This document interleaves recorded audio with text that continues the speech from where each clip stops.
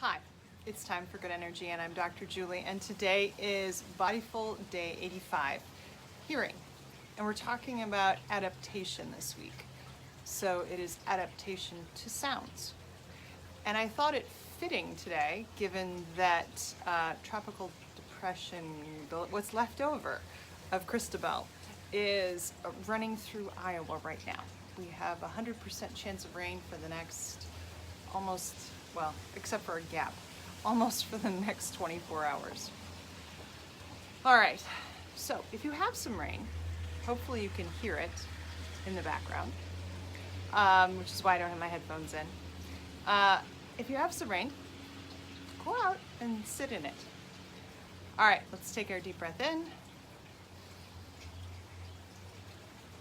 and release. Breathe into those lungs, breathe into those sinuses, and feel your sacrum move. Take a deep breath in and release. And think about any gunk. All of this rain is making my basement cry, so I am thinking about my basement. Take a deep breath in and release. All right, so today we are talking about adaptation, or this week we're talking about adaptation. Remember, we've talked about adaptation a few times before. Adaptation is when something is present, it continuously, or for a brief period of time, it alters your perception of other things around it. And today, yesterday in taste, we talked about how sweet and salty can adapt bitter or sour in the form of rhubarb. Today, I want to talk about how adaptation to sound can alter how you perceive things auditorily. So, rain is unique. Here we come with another nice burst. Rain is unique in that rain is a white noise. And we've talked about white noise a while ago. We talked about the fact that white noise is calming if it's in the right form for you. Specifically rain, I have an example. My oldest son has the breathe, think,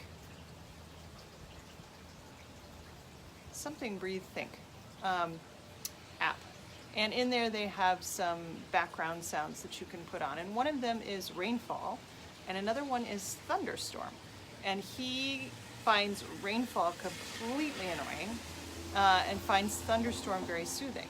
So your adaptation can depend upon the frequency which you choose to put in the background. That frequency can either rile you up or calm you down. And adaptation to sound is kind of the idea that hearing something over and over and over and over again, hearing a particular frequency over and over and over and over again, you adapt to it and you don't even notice it's there anymore. You don't even notice the intensity of it. And so adaptation is not necessary. I'm going to talk about it as a good thing and not necessarily a good thing as we go through this this week. So in terms of adaptation to sound, it's actually a very good thing if you pick the right frequency because it soothes you and allows you to calm yourself. We talk about getting out of your head and getting back into your body. And so adaptation to sound allows you to soothe, block out other noises. And it also alters your perception of those noises. So if you have accommodated to a certain volume of sound, you may not notice the finer pitches or the finer differences that exist in a piece of music. So if you have it blasted, you might notice all the bass, but not notice some of the changes in the upper registers. Just like if we're going to talk about sounds, we can talk about words. Hearing the same words over and over again means that you adapt to them. And you either internalize them or you just start to believe that they're the type of words that you're going to hear all the time.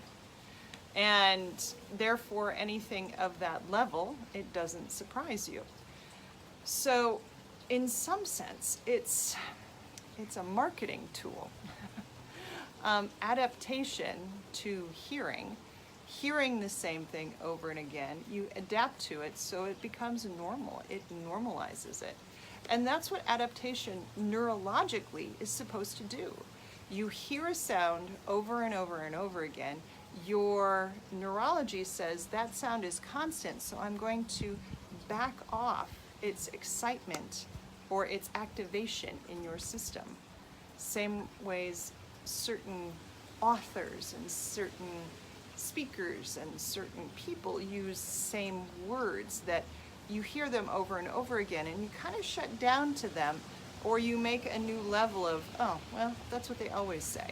So adaptation is good in the extent that it calms the nervous system, but it also means that we miss something that might be important. We miss something that might be shocking or inappropriate, or that our nervous system really needs to pay attention to.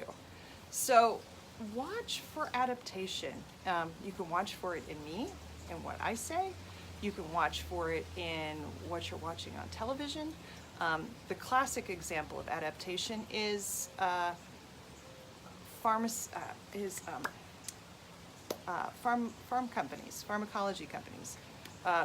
Have the same ending phrase, may cause da da da da da da da da after each drug that they're marketing. Because remember, they weren't allowed to market drugs until, I don't remember, but it wasn't allowed. You couldn't market drugs in television until recently. And even in the past, I think it's been 10 years, we now come accustomed to watching the drug ad, and at the end, this drug may cause da da da da da da da da. And they say it in the same tone, they say it in the same, like they'll just ripple right through it so that you don't just go, hey, did he just say that it may cause death? You know, no, that was just kind of slid in there. So notice how adaptation can be manipulated against you. Pay attention to it. Start being aware of it. That is part of mindfulness, that you don't just let the sound of the rain, just be a background and ignore everything else. That you start knowing that, yes, it's neurologically soothing, but what am I soothing myself from? So, just something to think about. We'll go through the rest of the senses and talk about adaptation, but hearing, sound, language, always all goes together. All right, let's finish with a deep breath in and release. Have a great day. I'll see you tomorrow.